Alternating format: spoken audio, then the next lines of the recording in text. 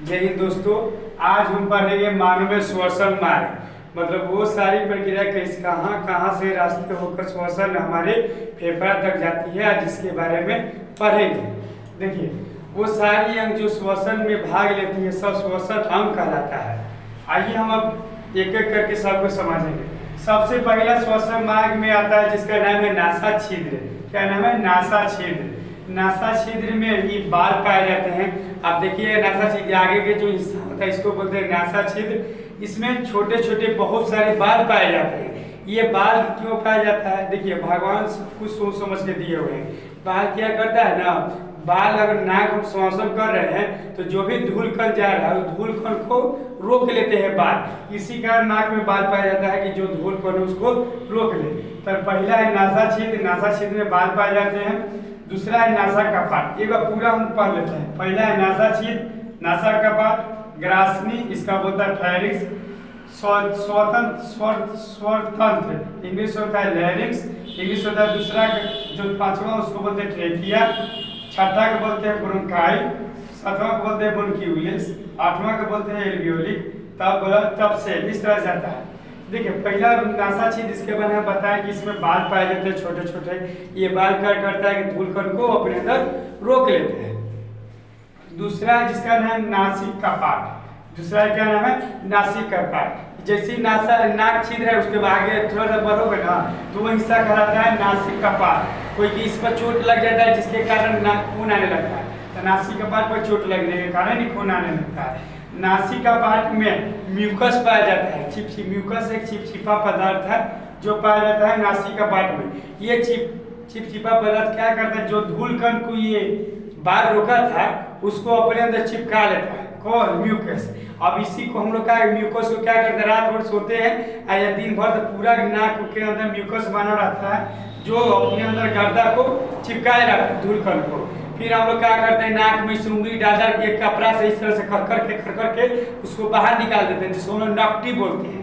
तो नकटी म्यूकस के कारण धूल को जो चिपक जाता है, म्यूकस में धूल को चिपक जाता है जिससे नकटी बनता है, ठीक ना। ये इसमें सुगंध का एहसास कराता है। नासा कपाट की ही सुगंध का भी एहसास करवाएगा। इसमें ऑयल फैक्ट्री पाया जाता है नासिक कपाट में। दूसरा है ग्रसनी। ग्रसनी इंग्लिश में फेरिक्स को बोलते हैं। आप फेरिक्स ही याद रखिएगा। फेरिक्स एक ऐसा जगह है जहाँ पे भोजन और वायु दोनों मिलता है। तो पूछेगा, बता भोजन वायु कहाँ मिलता है? तो फेरिक्स में। कहाँ मिलता है? फेरिक्स में। भोजन वायु दोनों फेरिक्स में मिलते हैं। तीसरा है लैरिंक्स। लैरिंक्स को हम लोग स्वर तंत्र भी बोलते हैं। यहाँ से भवाइस निकलता है। देखिए, ये हिस्सा यहाँ पे होता है जिसको बोलते हैं लैरिंक्स। यहाँ से देखिए आवाज बड़ा बदल रहा है। देखिए इस टिप के आवाज बड़ा, क्योंकि ये यहाँ पे लैरिंक्स पाया जाता है, ये आवाज निकलने में मदद करता है। पांचवा जो है जिसको बोलते हैं ट्रेकिया। क्या बोलते हैं?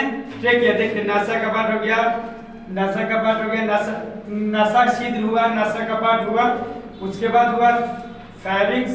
अभी देखिए उसके बाद लैरिंक्स होता है, यहाँ पे लैरिंक्स होगा, उसके बाद आता है ट्रेकिया। ट्रेकिया के बाद आ जाए, ठीक है। ट्रेकिया का काम यही है कि वायु को फेफड़ा के अंदर पहुंचा दे, यही ट्रेकिया का काम है।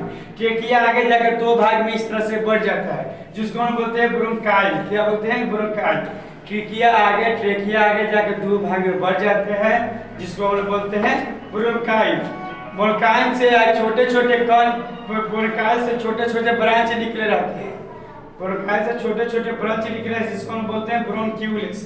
क्या बोलते हैं? ब्रोंक्यूलिस। देखिए, ये हिस्सा ब्रोंकाई हो गया, इससे एक ब्रांच देखिए निकला हुआ है ना, इसको बोलते हैं ब्रोंक्यूलिस। ये अंगूर के गुच्छा, अब ब्रोंक्यूलिस आगे जाकर अंगूर के गुच्छा के समान हो जाता है। या तो फूला हुआ गुब्बारा देखिए ना, फूला हुआ है, उसके समान आगे ब्रोंक्यूलिस के आगे गुब्बारा के समान रहता है, थैली रहता है जिसमें हवा जाकर भरा रहता है, जिसको बोलते हैं एल्वियोलिक। अंकुर के गुच्छे समान या तो गुब्बारे के समान रहता है जिसको बोलते हैं एल्वियोली। एल्वियोली में क्या होता है ना, एल्वियोली में ही ऑक्सीजन जाकर भरा रहता है। एल्वियोली एक टंकी, समझिए कि एक टंकी काम करता है। जिस तरह हम लोग मोटर चालू करके पानी टंकी में भर देते हैं ना, उसके बाद जरूरत के अनुसार पानी लेते रहते हैं, तो उसी अनुसार हम जब श्वसन करते हैं तो हवा को कहीं ना कहीं भरना चाहिए ना, वो हवा जाके भर जाता है एल्वियोलिक में। एल्वियोलिक देखो, एल्वियोलिक में अभी यहाँ पे आएगा ब्लड, ब्लड आएगा। अब ब्लड क्या करेगा, CO2 को दे देगा और ऑक्सीजन को ले लेगा, ठीक ना। CO2 को देगा कौन, ऑक्सीजन का कौन देगा, ब्लड में। बताओ ब्लड में तो बहुत सारे चीज होते हैं, हीमोग्लोबिन होगा, आयरन होगा, बहुत सारे चीज होते हैं, लेकिन सबको थोड़े देगा। जिस तरह राशन कार्ड मिलते हैं, राशन कार्ड में देखना राशन मिलता है, जिसका नाम से रहता है उसी का राशन मिलता है, सबको नहीं दे देता है। उसी तरह क्या होता है ना कि ब्लड में होता है हीमोग्लोबिन। हीमोग्लोबिन क्या करता है ना, हीमोग्लोबिन क्या करता है, हीमोग्लोबिन के अंदर एक पहचान आता है जो वायु को अपने पास लेके, हीमोग्लोबिन ब्लड में रहता है। ब्लड में जो हीमोग्लोबिन है समझिए कि उसके पास एक आइडेंटिटी कार्ड रहता है। हीमोग्लोबिन आएगा लेकिन पास एल्वियोलिक के पास है, तो अब ऑक्सीजन लेके जा सकता है।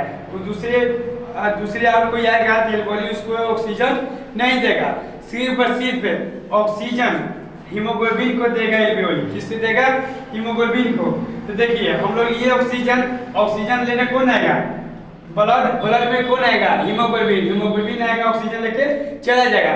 लेकिन कभी कभी क्या होता है ना कि हमारे अंदर CO2 आ जाता है, CO2 या कार्बन मोनोऑक्साइड गैस भी हमारे अंदर आ जाता है। कार्बन मोनोऑक्साइड CO, लकड़ी जलाते हैं जिससे CO कार्बन मोनोऑक्साइड निकलता है।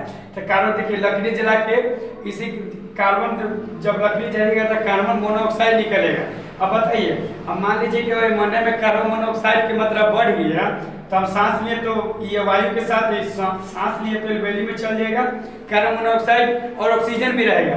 तो देखो जब हीमोग्लोबिन आएगा ना, तो हीमोग्लोबिन जिसको हम लोग HB बोलते हैं शॉर्ट फॉर्म में हीमोग्लोबिन को, ये हीमोग्लोबिन ऑक्सीजन को छोड़ देगा, और CO कार्बन मोनोऑक्साइड को, CO को लेकर चले जाएगा कौन, हीमोग्लोबिन। लेकिन हमारे कोशिका में तो ऑक्सीजन के काम है, हम लोग की तो जरूरत किसका है, ऑक्सीजन की ना।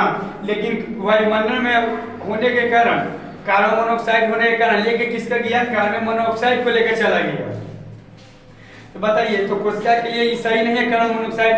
अब कोशिका मांगे कि हमें कार्बन डाइऑक्साइड, हमें ऑक्सीजन दो, लेकिन हीमोग्लोबिन लेके गया किसको है, कार्बन मोनोऑक्साइड के लेके गया है, जिससे हम लोग दम घुटने लगता है। और क्योंकि कोशिका मांगता है कि हम ऑक्सीजन दो, हमको क्रेब्स चक्र चलाना, ऊर्जा बनाना, ऑक्सीजन दो, लेकिन हीमोग्लोबिन गया है कार्बन मोनोऑक्साइड के, तो बताओ काम करेगा नहीं ना, तो हम लोग के दम घुटने लगता है। तो देखिए इसी का कहा जाता है कि बंद रूम में लकड़ी जलाकर नहीं सोना चाहिए, क्योंकि लकड़ी से कार्बन मोनोऑक्साइड निकलता है।